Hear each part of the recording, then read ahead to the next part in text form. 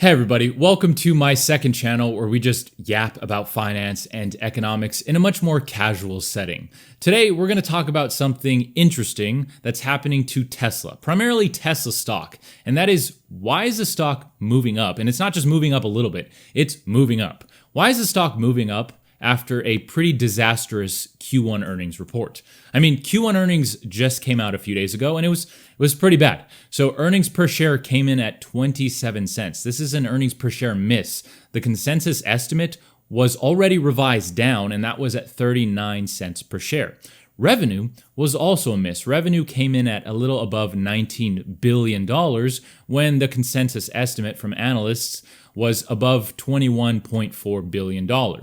So then, why is the stock moving up? And I think today will be a perfect chance to talk about a couple of very important things when it comes to investing and trading. Now, on the main channel, I just made a video breaking down Tesla's most recent Q1 earnings report. With that said, on the main channel, I don't tend to talk about trading or investing too much. I tend more so to focus on general economics and personal finance and finance. With that said, if you know me or you followed me for a while, you know that I absolutely love the stock market. I've basically been investing my entire net worth for like the last decade, and I'm well versed in both trading and investing. So today we're going to touch on a little bit of that. But first, let's answer the question. What is the catalyst? Why is Tesla stock moving up when the Q1 earnings was so bad? Well, primarily it comes down to two main things. I think one is perfect timing by Elon Musk when it comes to damage control. And the second thing is, again, perfect timing by Elon Musk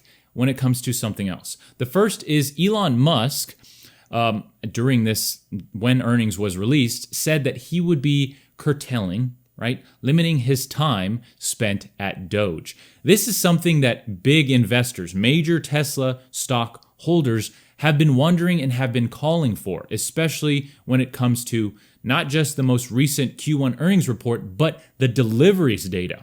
So remember, we got deliveries data for Tesla a couple weeks ago, April 2nd, and the deliveries was pretty bad. It was the first decline for Q1, I believe, in its history.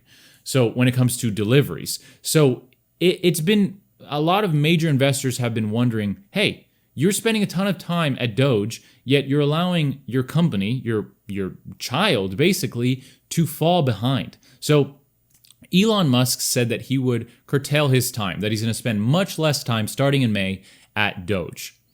Investors love this. The stock rallied the next day. This, I think, was the primary reason, and still is the primary reason, as to why Tesla is moving up. Got an itchy foot. The second reason, I think, in my opinion, is because Tesla once again renewed promises that a less expensive entry-level electric vehicle is going to be brought to market. Now, Tesla, here's my problem with this, and maybe I should clarify this before moving forward. I'm going to try to be as unbiased as possible. As I said in the main channel, I think Tesla is overvalued. And this is coming from someone who likes Tesla as a concept. I actually liked Tesla a long time ago. It caught my eye before it was even a public company. I was very young at the time. I couldn't invest. And even if I could, it wasn't a public company. Then as I got older, it went public. And I've been an investor in Tesla at various stages in the company's history. Currently, I think it's overvalued. Okay, I'm just going to put that out there. Now I'm going to try to be as unbiased as possible. When it comes to Tesla's inexpensive electric vehicle, it's been called the Model 2. It's been called the Model Q. The problem I have with this is that it has been promised time and time again, and we have still yet to see this. Now, some reports are saying that it's going to be based on the robo-taxi, but then again, some other reports have been said that it's just going to be a stripped down Model Y or a Model 3. It's just going to be a very basic Model Y or Model 3. And then I look at those cars and I'm like, they don't have blinker stocks. The Model 3, literally, you change the blinkers on the steering wheel. I don't know how much more basic. I mean, it has one screen. I don't know how much more basic you can get. So, again, the hope was renewed today, along with the fact that Elon Musk says that he's going to spend less time at Doge. We will see if that happens when it comes to both of those things. One of the main reasons I think Tesla is overvalued is because when you look at its ratios, and I don't care which ratio you use, when you look at any valuation ratio and you compare it against other car companies, it is so far and above them when it comes to these ratios, it's unbelievable. Now, I know what people are going to say. It's not a car company. Bear with me. When you look at its discounted cash flows, okay, these are investing. This is investing fundamental valuation metrics. When you look at its discounted cash flows, and any variation of discounted cash flows, you can even do sum of all parts, you can do traditional discounted cash flows, you can do any variation. Only in the very best scenarios is the current valuation of Tesla even remotely justified. And remember, this is the stock has been cut in half. So the previous valuation was like unbelievable. Now, is it a car company or not? People are going to argue that it is not a car company. It's similar to Apple. Is Apple a phone company? Not really, no. It is a tech company that sells phones, but where does Apple's primary revenue source come from? Phones. So even if it's a tech company and sells phones, if it stops or if its phone sales decline dramatically, that is a problem for Apple. Okay, so same with Tesla. When deliveries drop, when revenue drops, when earnings per share drop, yes, you can argue that it is a robotics company, it is an artificial intelligence company, it is a tech company. It still sells cars.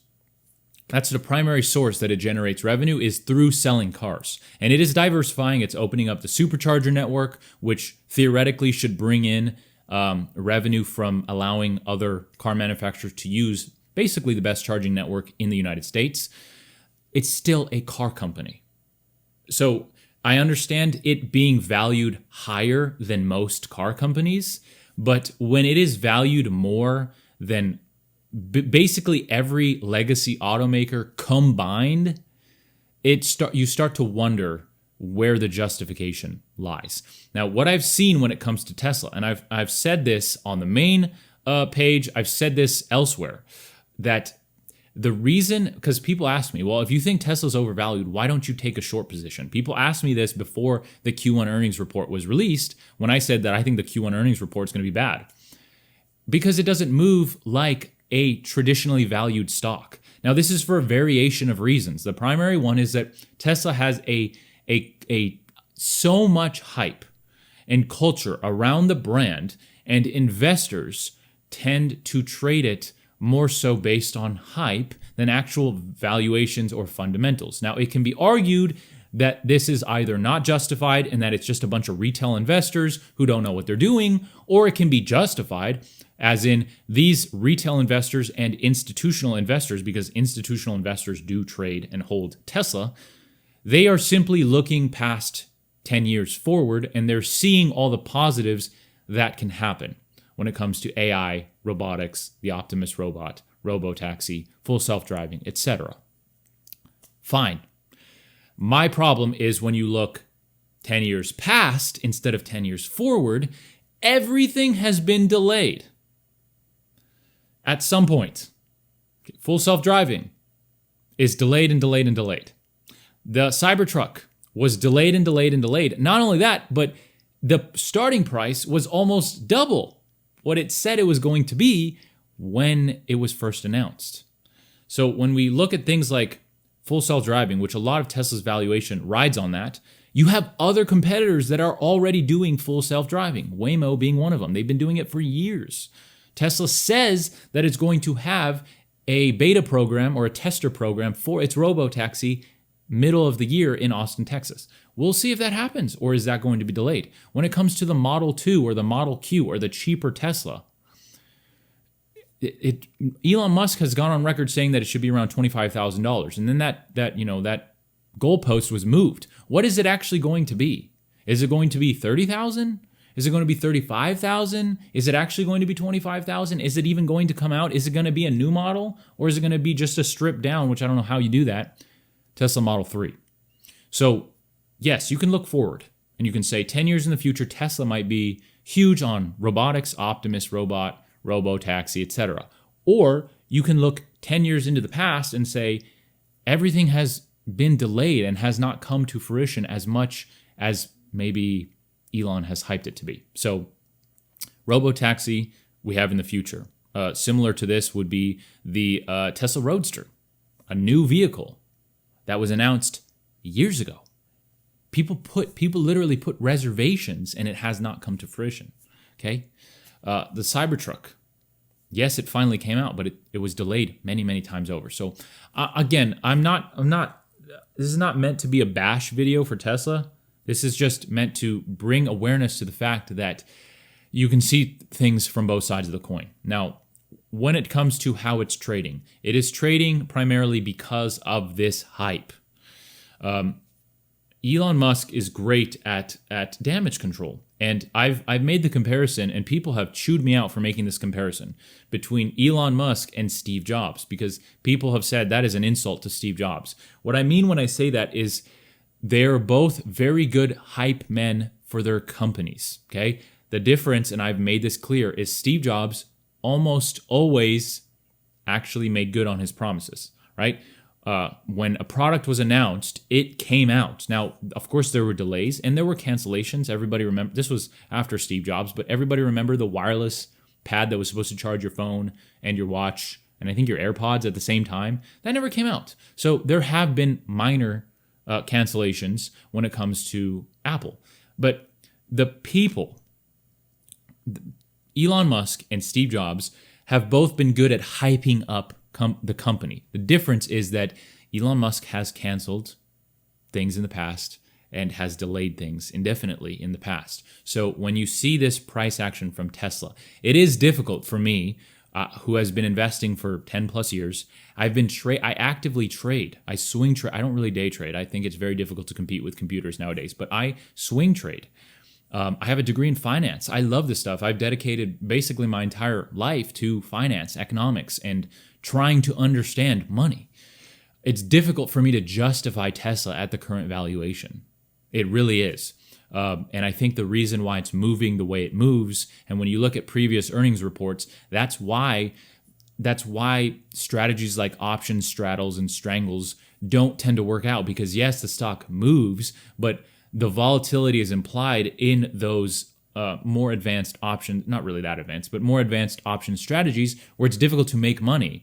It's also difficult to just say, Tesla's going to have a horrible Q1 earnings, I'm going to short the stock, right? Or I'm going to sell the stock because it might move up. Now, again, we also have to understand how markets operate. A lot of that information has already been digested by the market, right? That's why they say you sell the news, you don't buy the news, right? But the entire point of this is that Tesla trades in a very erratic, hype-like way. Some people have called it a meme stock. I don't agree with that. I don't think it is a meme stock. There is value behind Tesla. And in 10 years, Tesla will most likely exist. It's not going to go bankrupt. But the valuation for Tesla in 10 years may or may not be where it is right now, which is hovering around $700 billion. So I hope this video was informative. Again, if you want more structured videos where we just, it's more edited, I put things on the screen, I pull data, that's on the main channel. It's just my name, Derek Polishek. The point of these videos is kind of just to keep it casual, have a conversation, spur a conversation, and it's just my way of talking about stuff that I love. So if you like that, please consider subscribing. Helps the channel tremendously. This channel is literally brand new. And if you want more structured, not rigid, but structured to the point content, make sure to check out my main channel. It's just my name, Derek Polishek, and I do weekly videos on there. Other than that, I hope you have a fantastic rest of your day. I hope you are learning, growing in your investing journey, in your personal finance journey, in learning how economics works, because economics rules the world, unfortunately. If you are, then that's fantastic. If you're not, then there's no better time to start that journey of learning today. So with that said, I hope to see you around in the next video, and I hope to see you on the main channel. Until then, hope you have a fantastic rest of your day, and I will see you in the next one. Take care.